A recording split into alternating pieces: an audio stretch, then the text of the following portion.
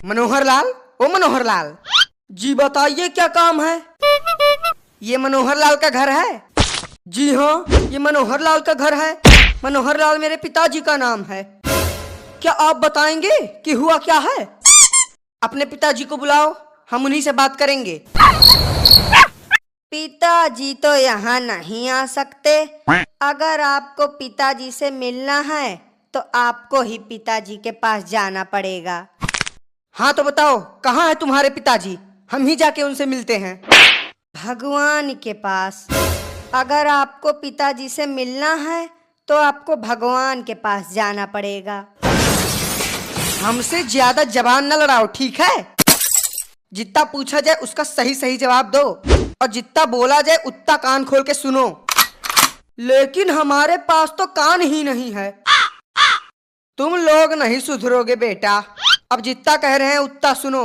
मनोहर लाल मतलब तुम्हारे पिताजी ने केसीसी से 1.5 लाख रुपए का लोन लिया था और वो लोन अभी तक उन्होंने चुकाया नहीं है। अब क्योंकि तुम दोनों उनके बेटे हो इसलिए अब ये लोन तुम दोनों को चुकाना पड़ेगा।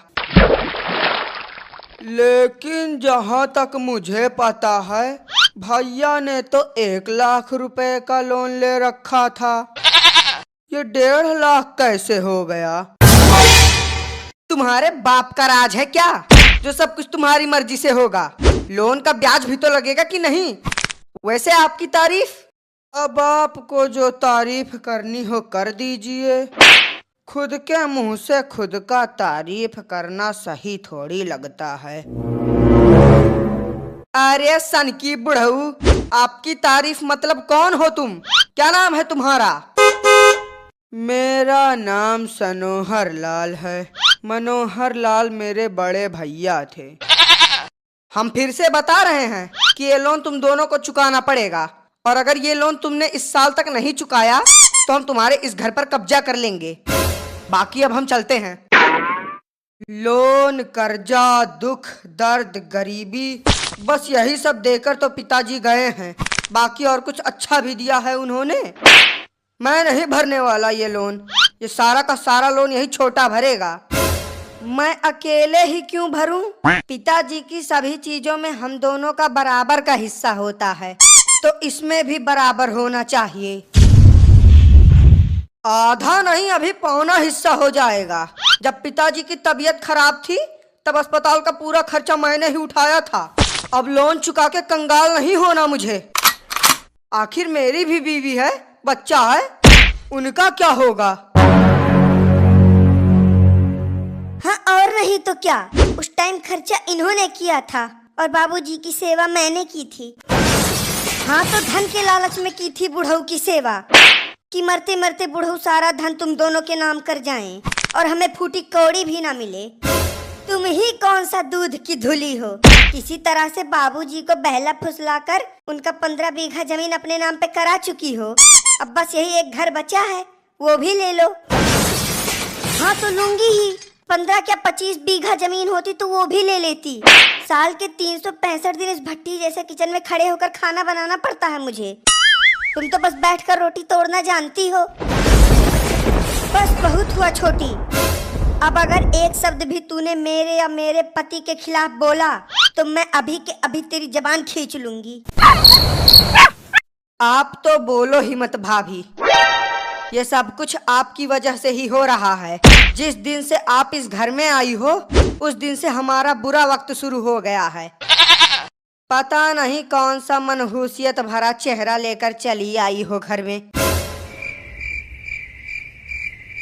वाह नहीं नहीं वाह, अगर कोई काम ना बने तो मैं मनहूस और कोई काम बने तो वो किस्मत वाली। मैंने तो तुमसे पहले ही कहा था कि मत चढ़ाओ इसको ज्यादा सिर पे, लेकिन तुमको भी मैं चुड़ैल ही लगती हूँ। अब भुगतो। लड़ लियो, चारों लोग लड़ लियो, मार ढारो एक दूसरे का। जिसको भी देखो खाली धन दौलत, रुपया पैसा, जमीन जायदाद, बस यही सब चाहिए। घर के लोगों से तो कोई मतलब ही नहीं है। सुबह से यहीं भूखे पेट बैठे हैं लेकिन हमसे किसी ने न चाय पूछा न खाना। कलंक है ऐसी जिंदगी। चाचा जी, हम देंगे आपको चाय और खाना पानी, लेकिन उससे पहले आपको हम दोनों के बीच बंटवारा करना पड़ेगा। बंटवारा? अरे भैया, इतनी छोटी सी बात के लिए बंटवारा करने की क्या जरूरत है? नहीं छोटे, बस अब बहुत हुआ। अब मैं तेरे साथ इस घर में एक दिन भी नहीं रहना चाहता। चाचा जी, शुरू कीजिए बंटवारा। हाँ, यही सही है। अब मैं भी इस चुड़ैल का मुंह नहीं देखना चाहती। हाँ, तो मैं ही कौन सा तुम्हारी सुबह शाम आरती उतारना चाहती हूँ। मैं तो पहले से ही चाहती थी कि कब बंटवारा हो और हमारे अच्छे दिन आए।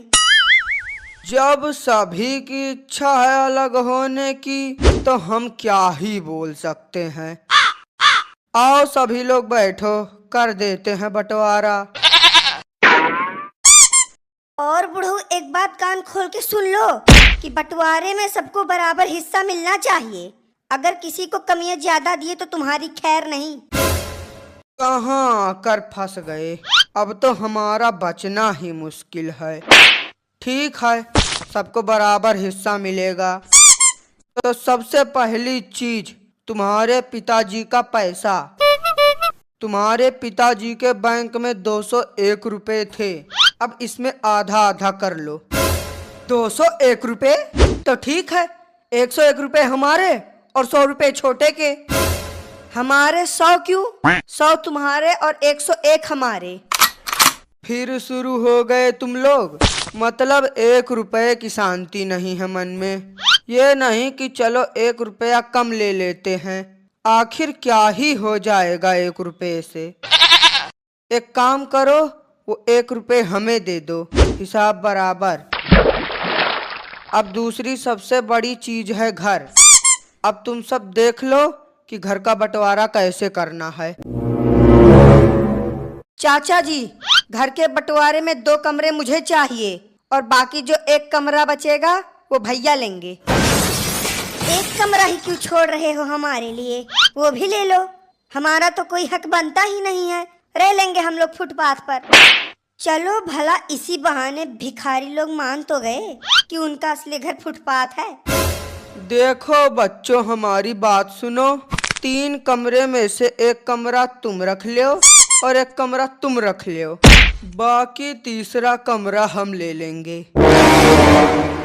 नहीं बुढ़ऊ, हर एक चीज में तुम्हारा हिस्सा लेना जरूरी है क्या? बिल्कुल जरूरी है। अब जो बंटवारा कर रहा है उसका भी तो कुछ कमीशन बनता है, और अगर हिस्सा नहीं लेंगे तो फिर से झगड़ा शुरू हो जाएगा। अब हो गया तुम लोगों का बंटवारा। जिसको जितना मिला है उतने में खुश रहो।